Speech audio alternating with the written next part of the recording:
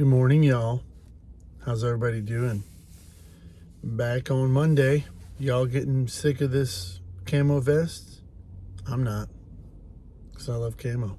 I don't hunt, don't own a gun. But that's not what we're talking about today. Today we're talking about my favorite subject to talk about, and that's music. So I thought I would talk about first musical experiences, first concerts, and then some highlights that are kind of cool because I'm old and that I've some shows I've seen, some bands I've seen.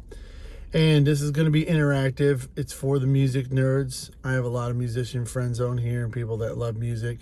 So after you watch this, or if you stop it and you get sick of my voice and hearing me talk, down in the comments, tell me your first concert that you decided to go to or your parents took you to and you're really excited about. I'm going to talk about the first concert that I claim as the first concert I wanted to go to. I'm imagining because the ticket price was so inexpensive that maybe I paid for it, but I doubt it. So the first concert that I think I sort of remember going to with my parents was Olivia Newton-John. They had taken me to it. Olivia's all good. God bless her. Love Grease. Love Grease 2, although she wasn't in Grease 2. But I digress. So the first concert that I went to, and I know the venue is now called something different because it's sponsored like every other venue. But 1980, Utica Memorial Auditorium in Utica, New York. For $9.50, I don't think I have the ticket stub, but $9.50, an arena show, Cheap Trick on the Big Eyes tour. All the hits, great seats, fucking changed my life. Bunny Carlos, Robin Zander, Tim Peterson, and of course, Rick Nielsen. If you are a guitar player and haven't seen the Gibson TV Rick Nielsen, the collection, go watch it. It's ridiculous. I'm a guitar nerd too, even though I play drums. But this show in 1980 changed my life. And it's a big deal to me. I've got a few of their records. I have not seen them since. But they're an amazing band, and they're just kind of a blue-collar, working-class band. They're fantastic.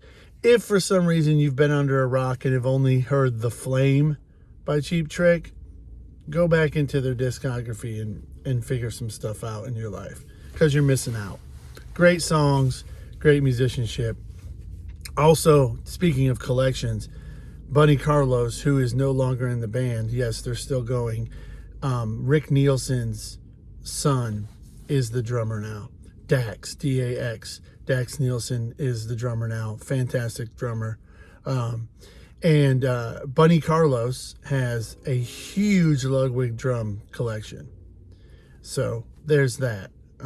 You could find some stuff online, but he's a big Ludwig person. I think they had a photo of him with some of his stuff at the Ludwig factory that I had the chance to tour thanks to Sims Music. Shout out to Justin and Sims Music. So that was my first show. Changed my life. Literally changed my life. Here's some other highlights. Motley Crue and Rat on the Shout the Devil tour at, I believe, the Landmark Theater in Syracuse. Crazy show. Fucking crazy to think about them on that second record. And Rat, I guess they were touring out of the cellar. So Rat and Motley Crue. Who else? Rage Against the Machine on Lollapalooza. Had no idea who they were. There was no internet.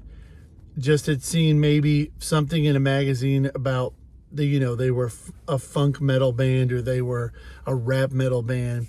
It was one of those times my friend and I, Jason Stutz, went to Lollapalooza. They started playing and we immediately went up front and we're just like, this band rules. The Sunday after, I went to, I believe, Manifest and bought the first Rage Against the Machine CD. Proceeded to wear it out. Proceeded to play along to it on my Tama Rockstar Deluxe in my bedroom over the garage in my mom's house in Lexington. Great show. I think Alice in Chains were on that. I think I've been to two Lollapaloozas, so they get a little twisted in there. But I'm pretty sure Alice in Chains were on there because that's kind of one of the reasons why I went to see them. Who I also saw, Sepultura, Alice in Chains, and Ozzy at the Little John Arena in Clemson. That was amazing. I also saw Alice in Chains on Clash of the Titans, but didn't really know very much about them. I was more into metal, so I got to see Slayer, Anthrax, Megadeth on that tour. That was amazing. I got to see Testament, for all you metalheads, Testament at Overkill and Flotsam and Jetsam, all in this club called the Lost Horizon in Syracuse. Actually lost some hearing during the Testament show because I was in the pit and right in front of the speakers, and we ended up being able to play there afterwards in the same club that all these metal and thrash metal bands were on. Saw Wrathchild America. If you don't know who that is, the drummer was Shannon Larkin, who went on to play in Ugly Kid Joe, and then he also played in Godsmack, or plays in Godsmack. Saw them. Just a bunch of other fucking great metal bands at Lost Horizon in Syracuse.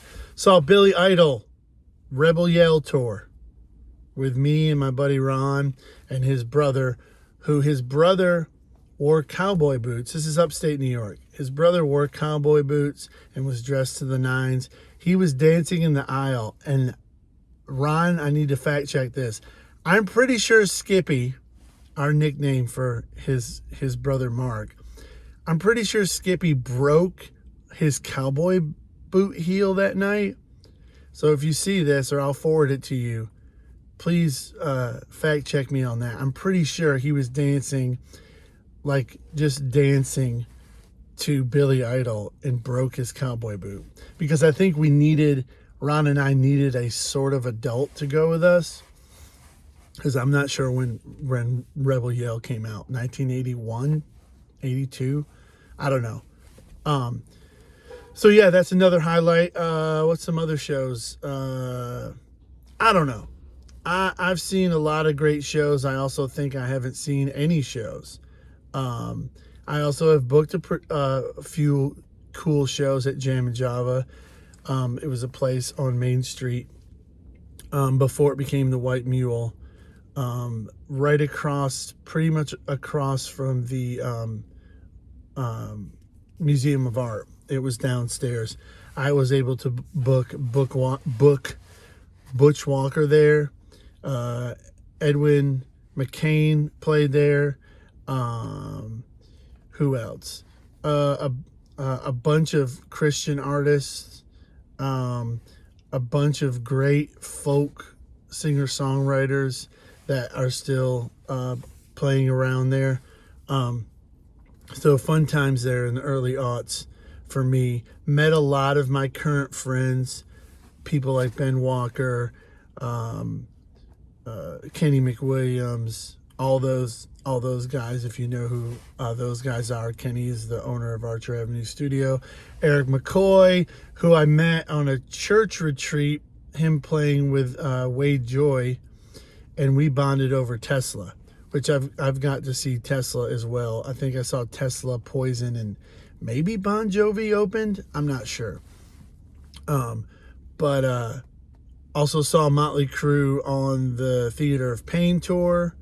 And that's only when Tommy Lee's drum set went like this far up in the air. It wasn't upside down or anything like that. Spin Doctors, Gin Blossoms. Who else have I gotten to see? I'm probably missing a ton of... John Mayer. I told Kenny this the other day. John Mayer on the Room for Squares tour. He played in Anderson, at the Freedom Weekend Aloft. I think it was me, Brandon Walden, and Justin Register, maybe a few other people. It was John Mayer, Michelle Branch was there. I believe Skinnerd headlined, and before Skinnerd was 38 Special. And I was telling Kenny, 38 Special, the best use of a Les Paul Jr. and a dinner jacket. Anyways, 38 Special, we wear that shit out on Rock Band at my house. Anyways, this is long-winded. Please go down in the comments and tell me about your first concert experience. I want to hear from you. And if you have any ideas, if you know me, hey Randy, tell this story about XYZ, or anything at all. I don't know. I'm out. Y'all have a good week. And it's not November anymore, but still go tell people you love them. You don't know.